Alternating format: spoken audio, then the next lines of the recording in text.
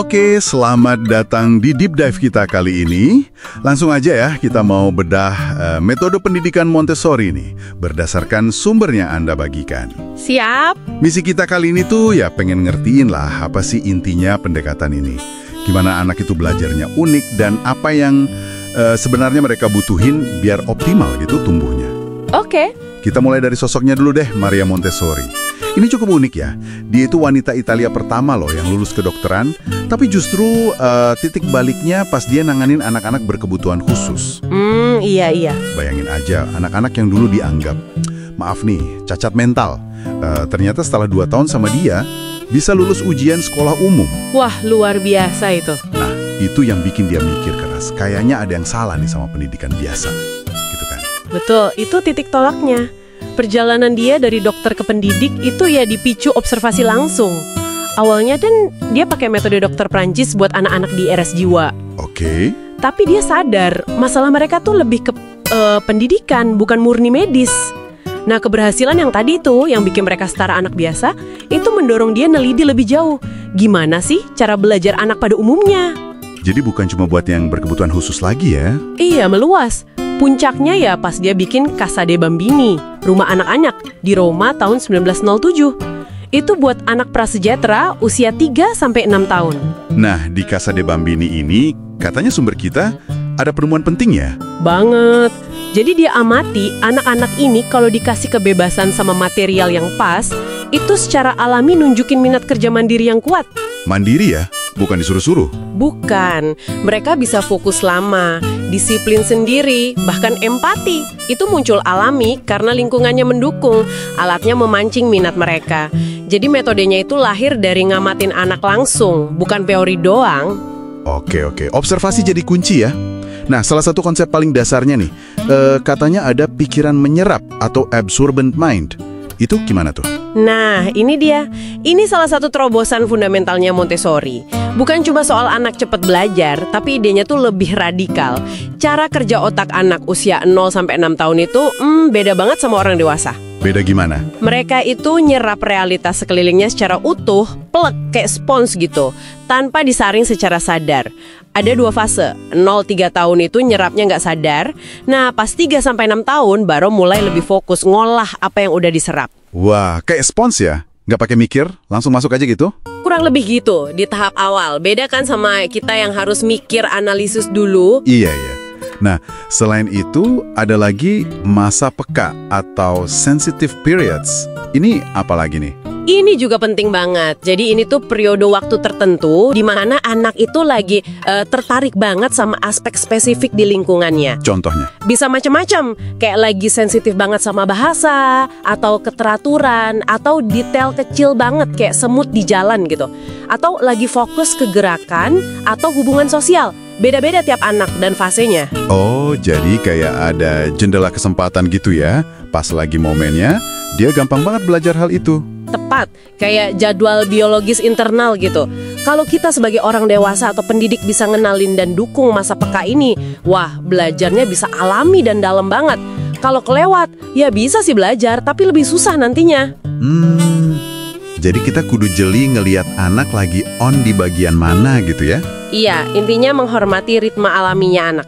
Nah, terus gimana belajarnya? Setelah nyerap dan pas masa peka, gimana prosesnya? Nah, itu dia. Menurut sumber kita, ada 3 tahap nih. Pertama, dia itu tadi, nyerap info lewat konsentrasi. Fokus dulu. Oke. Kedua, nah ini penting. Anak perlu ngubungin pengetahuan itu sama aktivitas fisik. Seringnya diulang-ulang. Kayak mainin balok berulang kali untuk paham konsep ukuran. Oh, jadi nggak cuma di otak ya, tapi harus lewat badan juga. Betul, biar meresap gitu. Ketiga, baru deh dia bisa nerapin konsep itu di kehidupan nyata. Jadi belajar itu aktif, bukan pasif nerima aja. Anak kayak ngebangun pemahamannya sendiri. Masuk akal banget, proses aktif ya. Nah, untuk mendukung ini semua, pasti lingkungannya krusial dong. Sering dengar istilah lingkungan yang disiapkan, apa sih bedanya sama kelas biasa? Ya, ini juga khas Montessori. Intinya, lingkungan itu dirancang khusus buat anak, bukan buat kenyamanan orang dewasa. Maksudnya gimana tuh?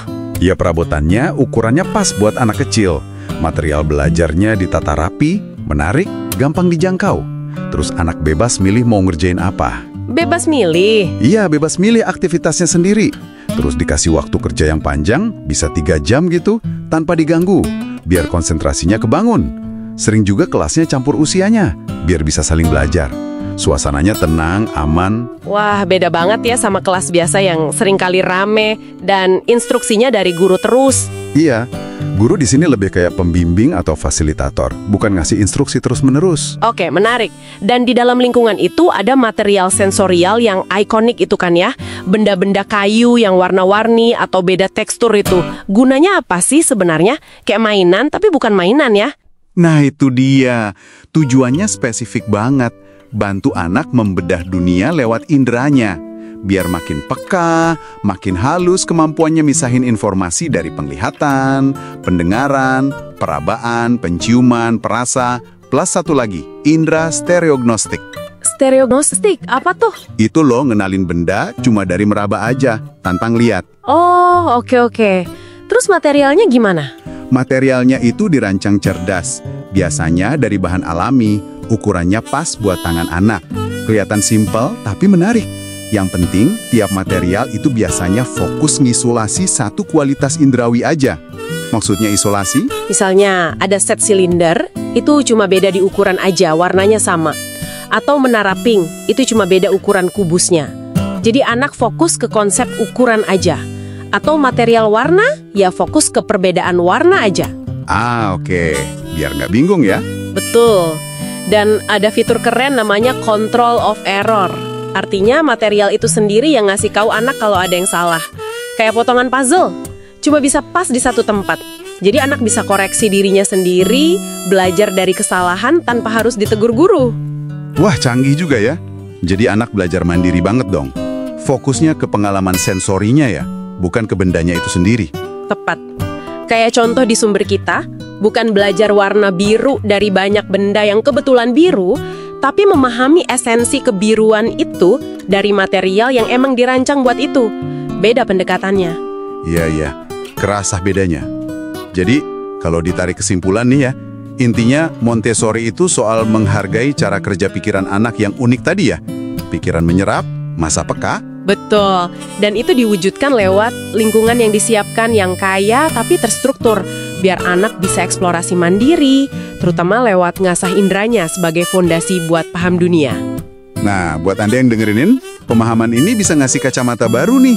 Mungkin fokus kita bukan lagi ngasih instruksi melulu, tapi lebih ke observasi, nyiapin lingkungan yang pas, sama ngasih kebebasan buat anak nemuin jalannya sendiri. Ya, pergeseran fokus yang cukup signifikan ya. Banget.